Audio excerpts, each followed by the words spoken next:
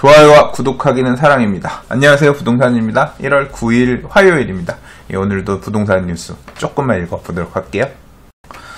자, 오늘은 뉴스를 조금만 읽을 겁니다. 내용이 별로 읽고 싶은 내용이 없더라고요. 그래서 오늘은 조금만 읽겠습니다. 첫 번째 뉴스는 재개발 재건축 보유자 새 혜택 받는 임대 등록 쉬워진다라는 제목의 기사입니다. 주택 임대 사업 관련해서 굉장히 관심들이 많고 궁금해 하시는 분들도 많아요. 아무래도 이제 다주택자에 대한 압박이 커지면서 종합부동산세든 재산세든 이런 보유세 관련된 부분, 특히 이제 종합부동산세를 건드리려고 하니까 좀 장기로 임대로 가져가고 싶은 분들 같은 경우 그 혜택을 받기 위해서 이제 임대 사업을 내시려고 알아보시는 분들이 많이 계시는 것 같은데, 물론 임대 사업자 등록을 하더라도 이렇게 혜택을 보기 힘든 고가주택 같은 경우는 좀 그렇습니다만, 그래서 실효가 있다 없다 이런 부분에 대해서도 개별적으로 또 다 판단을 하셔야 될 부분이에요. 그래서 나는 안 한다 이런 분들도 사실 주변에 많이 계신 것 같은데, 그와 더불어서 한편으로 이런 거 있습니다. 재개발하고 재건축, 그러니까 정비사업이 지금 진행 중인 단계에 임대료도 그렇게 재개발 재건축 같은 경우는 크게 받지 못하죠. 왜냐하면 주택이 워낙 열악한 상태잖아요. 재개발 지역들 같은 경우는 기반시설도 열악하니까 아무래도 새로 지은 아파트 가격에 비해서 임대가가 되게 낮은 편이긴 한데, 임대사업자 등록을 하면 임대료도 못 올리는 건 못 올리는 거지만, 이제 임대사업자 등록해서 보유한 기간 동안은 세제 혜택, 재산세라든가 종합부동산세 혜택을 받다가도 이제 재개발 재건축과 같은 정비사업은 필연적으로 관리처분 계획 인가가 나고 이주 공고가 나고 하면 이주하고 그 다음에 세입자를 내보내야 되고 철거를 해야 된단 말이에요. 다시 말해서 앞으로 4년 임대하겠습니다. 8년 임대하겠습니다. 특히나 이제 정부에서 유도하고 있는 방향은 8년 이상의 장기 임대, 8년 이상의 민간 장기 임대를 유도하려고 하는 지금 상황인 건데, 8년 안에 당연히 재개발이든 재건축이든 새 아파트가 되는 어떤 그 목적으로서 말 그대로 재개발 사업, 재건축 사업을 추진하는 거고, 소유자들도 이제 그걸 목적으로 받는 건데, 이렇게 혜택을 받다가 중간에 멸실이 되거나 세입자를 내보내야 되게 되면, 임대를 하지 않게 되면 이제 그거에 대한 혜택이 사라지게 되는 거죠. 혜택만 사라지는 게 아니라 이제까지 혜택 받았던 것에 대해서 토해내야 되는, 그러니까 이게 이 법마다 규정들이 조금 달라가지고 그런 공백이 있었는데, 이제 이 부분에 대해서 조금 보완을 하는 내용이 생겼다고 합니다. 제가 사실 이 임대주택 관련된 전문가 부분은 아니라서 저도 올해 중에 이와 관련해서 주택임대사업 관련해서 좀 교육을 다른 분들한테 좀 받으려고 저도 생각하고 있는데요. 이런 교육도 좀 계획 중에는 있어요. 아무튼 기사 내용에서 보면 그렇습니다. 8년 이상 임대주택 등록을 하면 혜택이 종합부동산세 합산배제, 그 다음에 양도소득세 중과배제, 장기보유공제 70% 적용되고, 건강보험료도 감면되고, 재산세, 크기가 작은 주택 같은 경우는 재산세도 감면되고, 이런 혜택들이 있기 때문에 적극적으로 8년 이상의 민간임대주택 등록을 하고 임대료를 상한을 걸어달라, 이제 정부는 이걸 유도하고 있는 상황인 건데, 그래서 이와 관련해서 지난번에 대책에서 빠져있는 부분들을 좀 포함해서 이렇게 멸실되는 재개발 또는 재건축으로 멸실되는 주택들도 좀 보완을 해주게끔 했어요. 내용을 보면, 종합부동산세법 시행령 일부 개정안을 입법 예고하면서 지난달 13일 발표했던 임대주택 등록 활성화 방안에 포함됐던 종부세 합산 배제 요건과 같은 부칙 조항을 고시했는데, 내용은 재개발 재건축이 이뤄지기 전에 낡은 주택하고 그 다음에 새로 지어진 신축주택하고 임대 연속성을 세법에서 인정했다는 겁니다. 옛날에 낡은 주택이 멸실되고 나서, 그러니까 임대사업을 하고 있다, 이게 멸실되고 나서 공사가 끝나고 나서 새 집을 지어서 새 집에도 연속성을 이어가지고 이렇게 만들어진 새 집을 또다시 임대를 하게 되면 이 임대기간을 통산해주겠다는 거예요. 그래서 국토부 관계자는 신축전은 임대기간을 합산해서 총 8년만 만족한다면 종부세 합산 배제뿐 아니라 양도세 중과 배제 외에 장기보유 특별공제도 동일하게 적용하기로 했다. 그래서 이제 물론 공사하는 기간은 임대하는 기간이 아니니까 전체 8년에서 배제하는 거고요. 그래서 이전의 거, 이후의 거, 철거하기 전에 이전의 임대기간, 그 다음에 새로 지어진 이후의 이유기간 합쳐서 통산해서 8년을 연속적으로 이제 임대를 하게 되면 이런 혜택을 똑같이 주게끔 이 내용이 조금 보완이 돼야 된다 그런 목소리들이 있었는데 좀 그렇게 해서 마무리를 했습니다. 그래서 이걸 통해서 재개발구역이나 재건축 아파트에서 주택임대사업 등록하실 분들 같은 경우는 조금 임대업으로 유도를 하게끔 그렇게 하는 것 같아요. 근데 문제는 사실 이제 약간 이제 이걸 보고 나니까 의문이 남는 건 중간에 임대를 놓다가 끊기잖아요. 근데 이제 임대 가격에 괴리가 생기겠죠. 낡은 집이랑 새 아파트랑 임대 가격이 차이가 날 테니까 그 임대 가격 산정하는 부분은 합리적으로 조정할 수 있게끔 내용이 들어가 있겠죠. 예. 아마도 이제 입주할 때 새로 임대하는 가격을 기준으로 놓고 그 임대 가격 기준으로 5% 상한 이런 부분들이 적용되지 않을까 싶기는 한데요.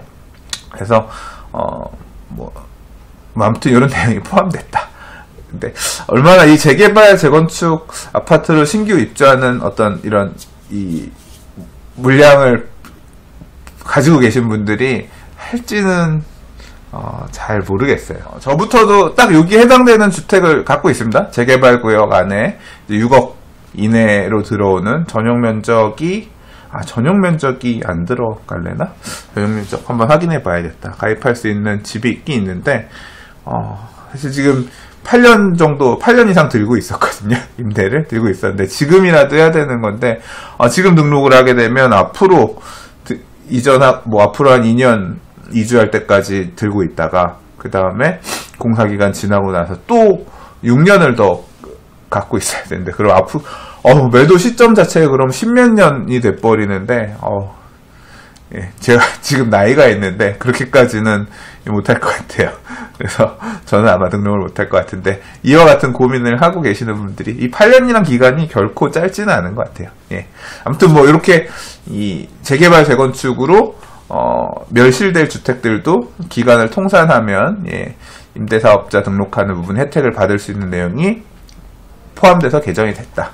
이런 내용을 첫 번째 소식으로 전합니다. 자, 두 번째 소식은 기대와 달리 신탁형 재건축 시장에서 찬밥 이런 얘기인데 제가 작년 이맘때 약간 뒤네요. 작년 연초부터 해가지고 신탁 재건축에 대한 얘기가 정말 많았고 재건축 사업의 대세는 신탁으로 가는 거 아니야 그런 느낌이 날 정도로 정말 펌프가 많았습니다. 그래서 언론에 참 신탁 방식의 재건축 사업의 장점이라든가 이런 내용들이 굉장히 많이 보였었는데 지난 여름 이후부터는 작년 가을 이런 때부터는 정말 신탁 방식의 재건축에 대한 기사들을 되게 찾아보기가 힘들었었죠.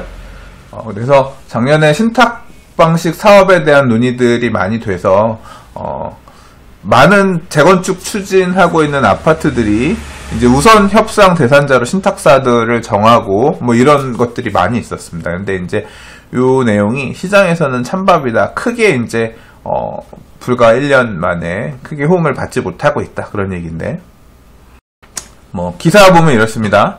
여의도 공작 아파트, 대교 아파트, 수정 아파트, 시범 아파트 대부분 이제 여의도 아파트들이죠. 그리고 서초구 방배 7구역, 방배 3호 아파트 같은 곳들이 이제 신탁사를 이제 예비 사업자로 선정을 했는데 이제 거기까지는 이제 그 다음 단계로 실제 이제 사업 시행자 지정을 받기 위해서 이제 진행들을 하고 있는데 이 사업 시행자를 받으려면 이 주민 75% 그러니까 4분의 3 조합 설립 동의율하고 같아요. 4분의 3 이상의 동의를 해야 되고 그다음 토지 면적의 3분의 1 이상을 신탁사로 등기 이전 해야지 이제 사업 시행자로 지정을 받을 수가 있는데 그렇게 사업 시행자 지정 고시를 마친 아파트가 이런 단지들 중에서 딱 두 곳밖에 없다고 합니다. 한성 아파트, 시범 아파트. 그래서 생각보다 처음에 쏟아졌던 관심에 비해서 이제 실제 이제 진행이 된 데들이 그렇게 생각보다 많지 않다. 그런 내용이긴 한데요. 이유는 조합 방식으로 우리가 사업 주체가 돼서 하자. 사업 시행자를 이런 신탁회사에서 맡기지 말고 우리가 조합을 만들어서 하자. 여전히 그거를 이제 주장하는 사람들도 많이 있고. 그 다음에 이 신탁사가 분양 수익의 몇 % 정도를 이제 자기네 수익으로 가는데, 보면 신탁사가 업무를 대행해 준다기보다는 신탁사는 그런 부분들을 이제 총괄하는 입장이고, 보면 사실 재개발, 재건축 사업, 그러니까 재건축 사업에서 들어갈 만한 비용들, 지출하는 비용들도 결국은 다 똑같이 다 지불을 하는 거거든요. 그래서 전체적으로 절대 모르겠습니다. 조합이 막 아주 방만하게 또는 조합이 일을 너무 잘 못해가지고 이제 초과해서 돈을 쓰면 이렇게 문제가 되겠지만, 그렇지 않고 똑같이 돈을 쓴다고 하면 신탁사라고 해서 구조를 보면 뭐 똑같이 정비업체도 쓰고 그다음에 건설회사도 입찰해서 넣어야 되는 거며, 뭐 이제 결국은 거의 구조 자체는 비슷하면서 이제 그거에 더해서 이제 분양을 할 때 조합원 분양가, 일반 분양가, 뭐 조합원 상가 분양가, 일반 상가 분양가 등등 이런 총 수입 기준으로의 수입의 몇 %를 이제 자신들의 신탁 수수료로 가져가거든요. 이 수수료가 너무 좀 부담스럽다, 너무 많다라고 얘기를 하는 뭐 주민들 반발들도 있어서 조금 진행되는 과정에서 약간 더딘 느낌이 있지 않나 뭐 싶긴 합니다. 근데 제일 큰 문제는 그거겠죠. 아직 지금 뚜렷하게 이게 도입된 지 뭐 기사에도 보면 도입된 지 이제 3년 됐다고 하는데, 뚜렷하게 성공 모델이 나오지를 않다 보니까 조금 또 이게 이 길로 가는 길이 맞는 길이야 라고 이제 확 주장하기에도 약간 애매한 그런 상황이 있는 거죠. 물론 지금도 보면 예비 사업자들, 이제 많은 이 신탁사들이 보면 재건축 추진하고 있는 초기 단계, 아직 조합이 설립되지 않은 초기 단계의 이 재건축 사업장에 이런 식으로 가서 영업들을 하고 뭐 이제 설명회들도 하고 그러고 있는 것 같긴 합니다. 뭐 올해는 또 어떤 바람이 불지 모르겠어요. 이제 1년 만에 이런 분위기가 됐다. 기사에서는 약간 부정적인 뉘앙스로 언급을 하고 있습니다만 또 모르죠. 또 다른 장점이 또 드러날지. 뭐 오랜만에 또 신탁 재건축 얘기가 잠깐 나오길래 한번 읽어봤습니다. 자, 오늘 뉴스는 살짝 쉬어가는 것 같네요. 예, 오늘도 뉴스 들어주셔서 봐주셔서 감사합니다. 예, 좋아요, 구독하기는 사랑입니다. 감사합니다. 부동산이었습니다.